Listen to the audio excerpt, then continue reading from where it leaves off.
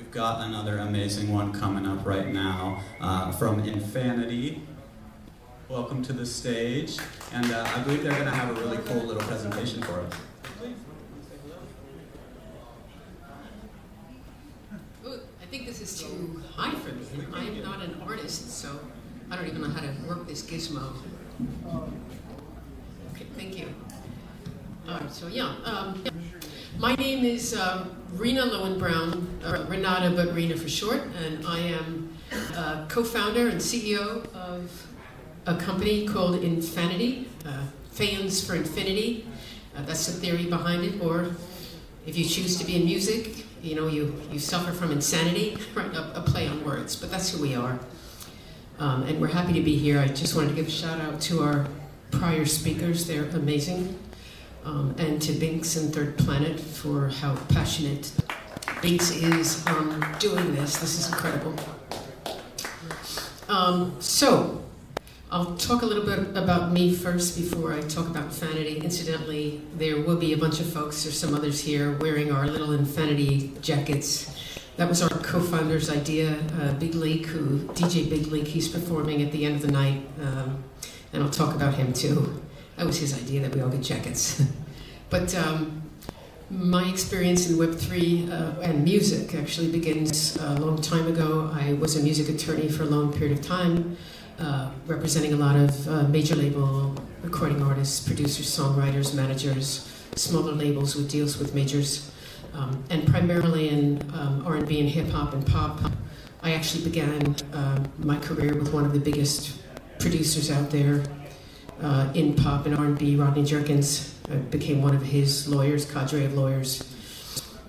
Worked with a lot of folks out of Queensbridge, and also began with some of the folks from the prior Rockefeller Records, which Jay-Z later went on to become Rock Nation. So worked with a lot of folks.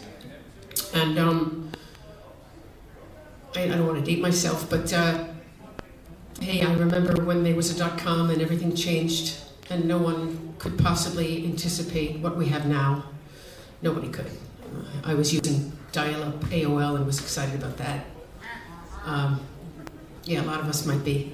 And so I worked with a lot of folks, then ended up going into tech, largely because I worked with a young tech company that was music executives that gave you the ability to edit online, music and video and film, and that was my foray into tech, and just went in-house for large companies doing that, and then into a very late-stage startup tech company. And so here I was, one of the businesses that we would work with was financial services, but a lot of it was crypto.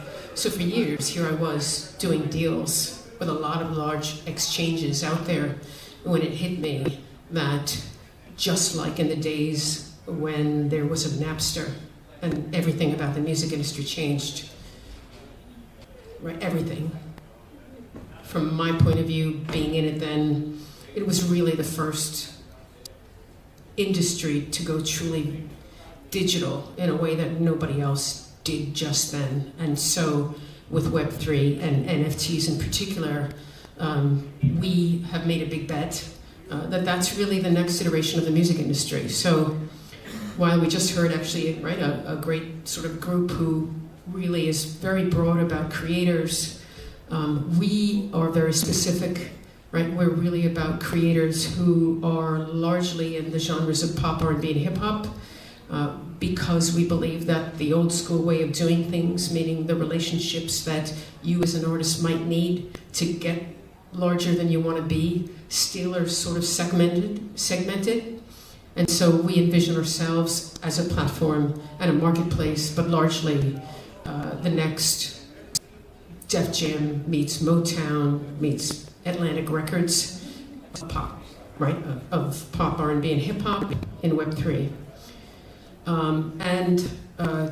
Big Leak, DJ Leak, who's a co-founder, also began with Rodney Jerkins, a big production team, ended up working with independent artists, getting them signed to major labels, became a DJ himself, and actually was the national president of the motorcycle division of Rough Riders, which is the company that launched DMX. Again, we come from the old way of doing things, or rather, we know what it's like.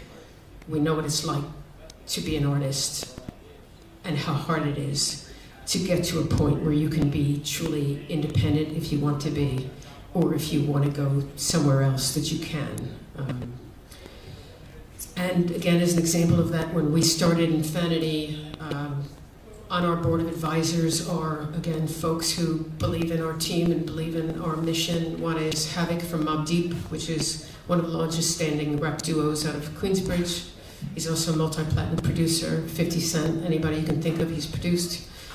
And also we have Lord Finesse, who began many years ago with Dig It in the Crates, has been a good example of a former client of mine, great guy to boot, amazing guy. But really has floated in between major label projects and independent, continues to do that to this day, which we feel is a great person to transition into Web3.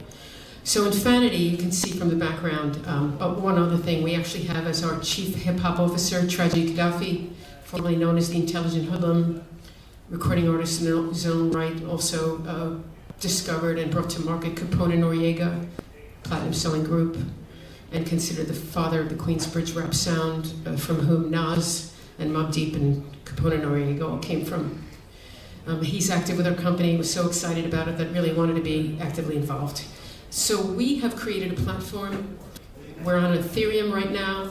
That's just one of the more popular ones that we chose to do to really help artists learn about Web3 and how to create NFTs, to be able to mint with us, no long-term anything, and to have the full marketing and promotion support from us. We have a strategic partnership with the Hype magazine, who's a 21-year-old urban brand, and a lot of other goodwill from a lot of folks. We have a training program that we just started with 8 modules that really is not only about Web3 and NFTs, but about the music industry, so that you can really be well informed and you can mint with us once you go through that program. So we're excited about that. We happen to think that that really sets us apart in large part. And also the fact that, again, we all still have to be in Web 2, because it's going to be some time before everything changes that dramatically. It will. So we are proponent of the fact that if you're an artist, you need to live in both worlds. And as you're growing your audience, which we want to help you do, that you deliver to your super fans certain experiences that you can do through NFTs. We're here today. I think we have another video going. We have some stuff upstairs and we have some folks floating around. Really, I think that's about all I have. Just wanted to point out too that you need to try everything, and you owe it to yourself. If you're just like our previous speakers were saying, if you haven't yet had the opportunity to buy an NFT, to get a wallet, to do those things, you owe it to yourself to really explore this. You can do it with us, you can do it with other companies, but you need to start learning it as quickly as possible if you haven't, so that you can really start creating NFTs for your fan base, or at least for your super fans. So we hope that you consider us or some of the other great platforms that are out here, and folks, because you need to be in it to be able to really help launch your career into the future. And again, just think about the old days of Napster. We're there again, in a good way. So thank you. I don't know if anybody has any questions.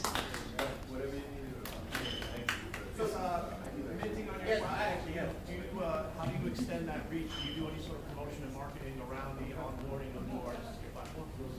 Yeah, I mean, we have social media now. We're on Twitter and Discord and TikTok and Instagram and all those things. But we do have strategic partnerships enough that, you know, there's going to be different levels of memberships that you can do to be able to mint with us so that you can have that support. And again, a lot of training. I mean, like I said, there's something to be said for being in it, you know, in a significant way, to be able to help. I really believe that. I mean, right, we're in the future, there's a whole load of things now, but you need to understand things. In fact, Tragedy Gaddafi is very very passionate about this, and one of the modules we are going to have in the future is all the things you need to do to be ready as an artist. All of these intangibles and things that you don't know you need to know, right? That has taken him 30 years to do. So he's going to be providing a module about that, which I think is fantastic. Anybody have any other questions? Would you say your demographic is like more hip hop R&B people? What would you, I guess, I don't know, what can you elaborate on that? I'm sorry, can you just come up a little closer? I heard the question, but not that well. Yeah, so can you elaborate on what you guys do with the demographic that you do? Well, right now we've minted already 1,800 NFTs, managed to sell them successfully. We've done that of several artists already, right? We're going bigger now that we've actually iterated our platform. But the idea is going to be these training sessions, help in creating you on what type of NFT would be best for you, right? What strategy you might want behind it, what marketing strategy that would help you, what agreements you might need in place, right? If you're collaborating with folks, what you would need on the legal end, what you might need if you're looking for a manager. If you are a manager, what you might want for your artists. And on the marketing, same thing. Some of our strategic partners can help provide with exposure. And we have collaborations, like I said, with Third Planet and others that we certainly hope to activate into the future that would help as well. But I mean, like I said, I've spent my career largely, helping artists. So has really our entire team. And we'd like to think that means something in this new world. Yeah, thank you for the question. I don't know if anybody has any other questions, but I'll be around for a little bit. I think the other thing I wanted to mention is, no matter where you are, no matter where you perform, no matter what event you go to, you never know who's in the room with you, who could help kickstart your career someone else. So be sure to always be on good behavior, to try not to be too controversial, even if you're passionate about certain things. I feel like hey, Kanye has been to a point, he can be as controversial as he wants. But if you're a growing artist wanting to get to a certain point, you got to be careful about that. And look, that stands for all of us too. Like, right, me as a CEO of a company, I want to be on good behavior too when I'm at events. So that applies to everybody, but an artist especially. All right, well, I'll be around, and thank you for listening.